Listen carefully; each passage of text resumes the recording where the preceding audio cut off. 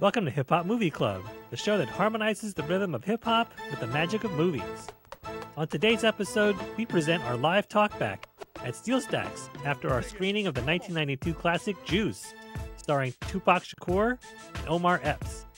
We want to thank Anthony DeSanctis at ArtsQuest and our man DJ Arm18, Andrew McIntosh, for helping us get our first screening off the ground.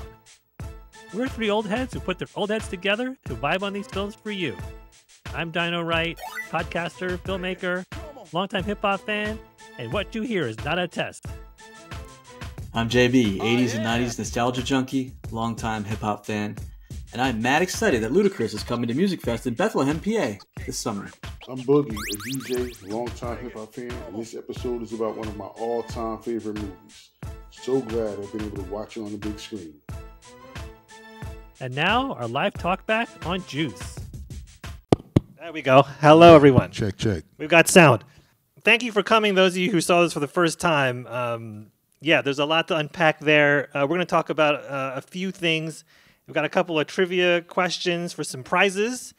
We'll wrap up the evening. So first we'll talk about Tupac, right? Sure. So yep. I'll kick it off. So Tupac Shakur, the late Tupac Shakur, he was amazing in this film. You know, he really showed his skills as an actor.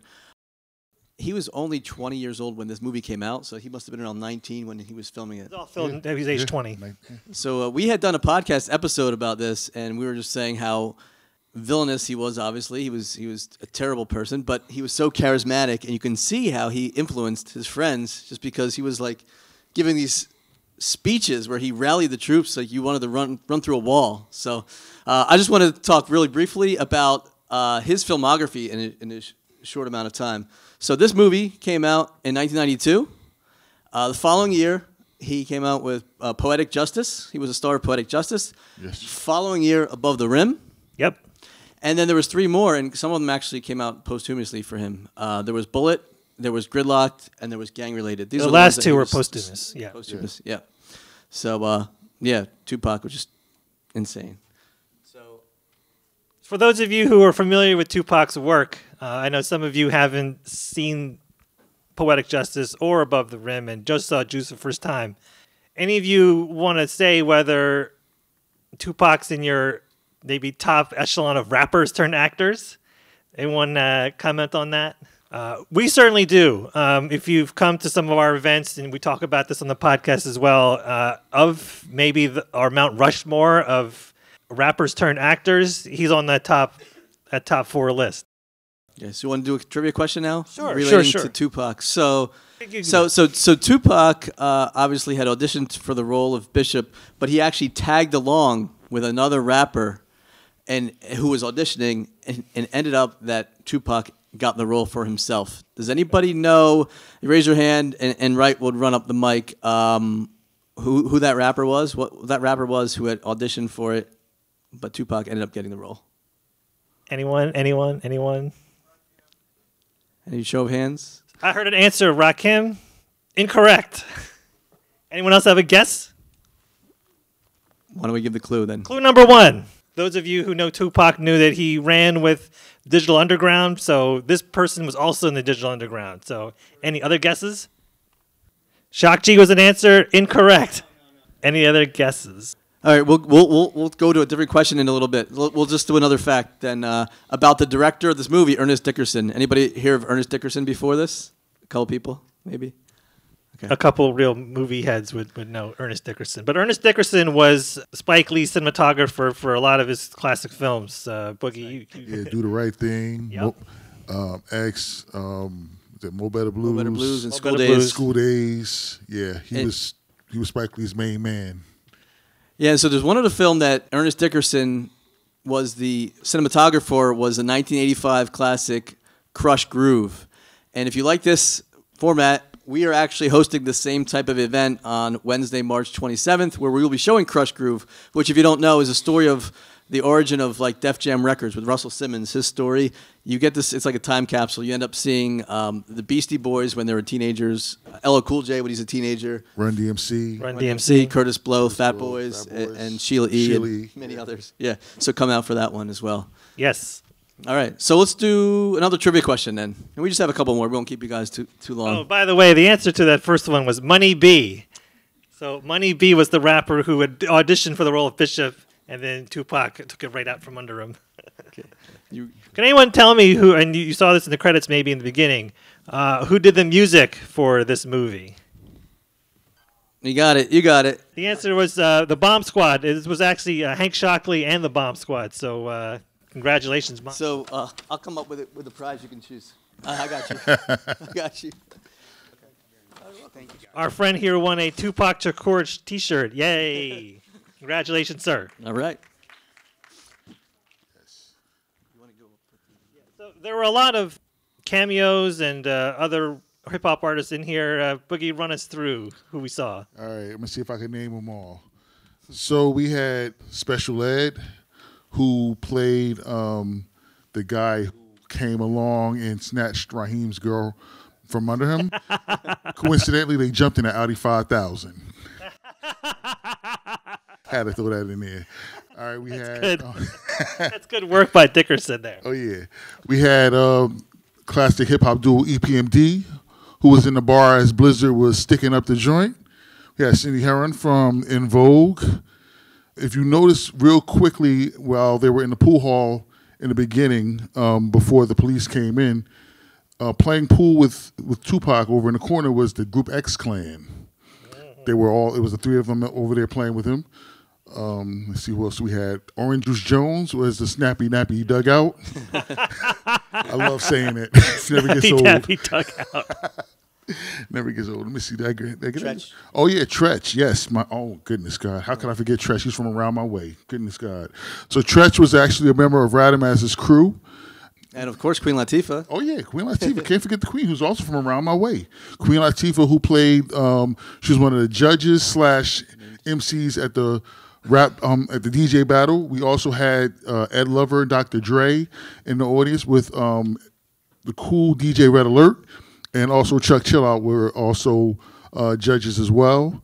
And Fab Five Freddy. Oh yeah, Fab Five Freddy. Yeah. And Flex Alexander. Oh yeah. Oh yes. Flex Alexander, who was the DJ who could not get his mixes right, and got booted out of the competition by Queen Latifah. He did. I think that's most of them. Did we miss anybody? Any old hip hop heads maybe recognize others, but I think we got most of them. Yeah. Let's do another trivia question. So what's left is a couple of these Funko Pop heads. Minis, right? Minis, yeah. One is Ice Cube and one is Notorious B.I.G. So the black and white film playing in Steele's house that inspired Bishop to rally the troops. Name the film or the main actor in that scene. Who knows who that movie was? From that black and white film.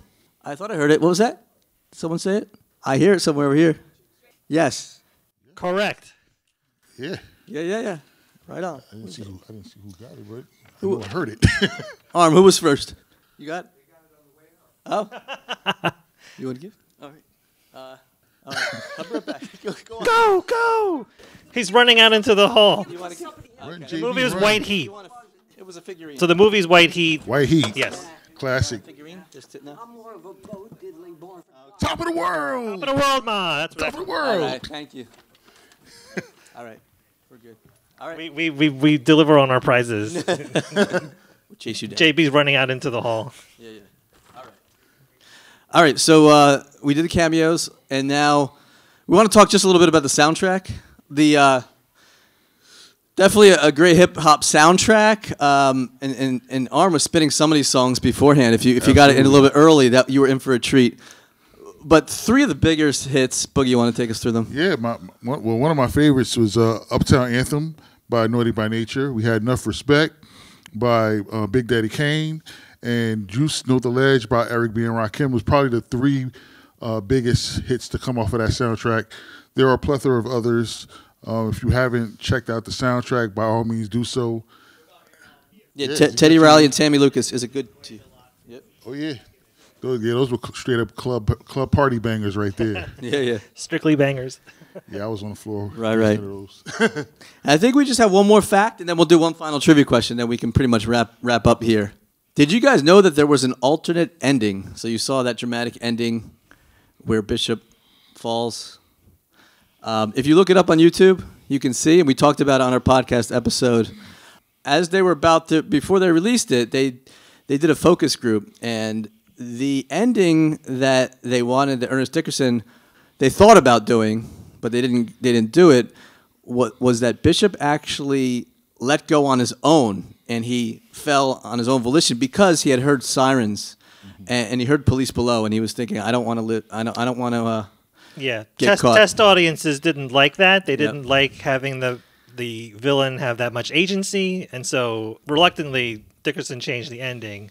They haven't added that scream at the end. Yeah, to that effect. Yeah, Tupac wasn't too happy about the ending being changed, so they had to appease him by letting him have a little bit of a scream as he fell. Like a half-hearted scream. Yeah, so Tupac didn't like that, but the voters, the focus group said, this is how we're going to do it. So that's an interesting tidbit there. Yeah, a lot to unpack. So we'll do one final question, and then we'll wrap up. Does anybody know Tupac Shakur's middle name? You got it. It's Amaru. That's close enough. Yeah. So he was actually named Tupac Amaru after the very last Incan chief leader, last Incan leader. So let me grab you a prize. Again, thank you for coming to this event, and know that we've got Crush Groove on the 27th. And do you want to get up here and talk about Chuck D again? Thanks so much for coming out, man. Appreciate you. Oh yeah, here he comes. Just want to thank you and everybody who came out tonight. And we've got one of our signature events in April is Chuck D coming on April 16th to Northampton Community College. It's going to be a conversation between Chuck and myself and some of our students at NCC. Going to be a pretty live event. We'll have DJ playing Public Enemy and so on. And we're working on putting together like a PE shrine. We want to sort of put a lot of Public Enemy's albums and a lot of the music that Public Enemy inspired from that era there and so on. But, you know, the other thing that's going on, we really appreciate Arts Quest for supporting this series with the Hip Hop Movie Club, and we're hoping after Crush Groove to continue to do some movies. So keep your eyes and ears peeled for it. And again, thank you for the support. Have a good night. Much thanks and respect to Arts Quest at SteelStacks. Absolutely. Thanks, everybody. Thank you all.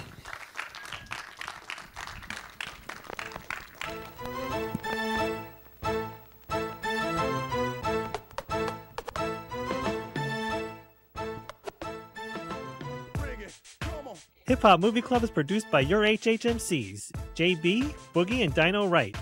Theme music by Boogie. And just like the man said, our next screening at SteelStacks is on March 27th. We will enjoy the 1985 classic Crush Groove and have another live talkback. More facts, more trivia, and more fun. Get your free tickets now at steelstacks.org. And come out to a conversation with Chuck D. Yes, Chuck D from Public Enemy on April 16th at the Spartan Center of the Bethlehem campus of Northampton Community College. We'll be there, so come out and hang with us. Get your free tickets for that at northampton.edu. And whether you're listening to the podcast or watching us on YouTube, we appreciate you. Thanks for tuning in. So, real quick show of hands. Who here saw Juice for the first time just now? Okay. All right. Thank you for coming. Bring it. Come on.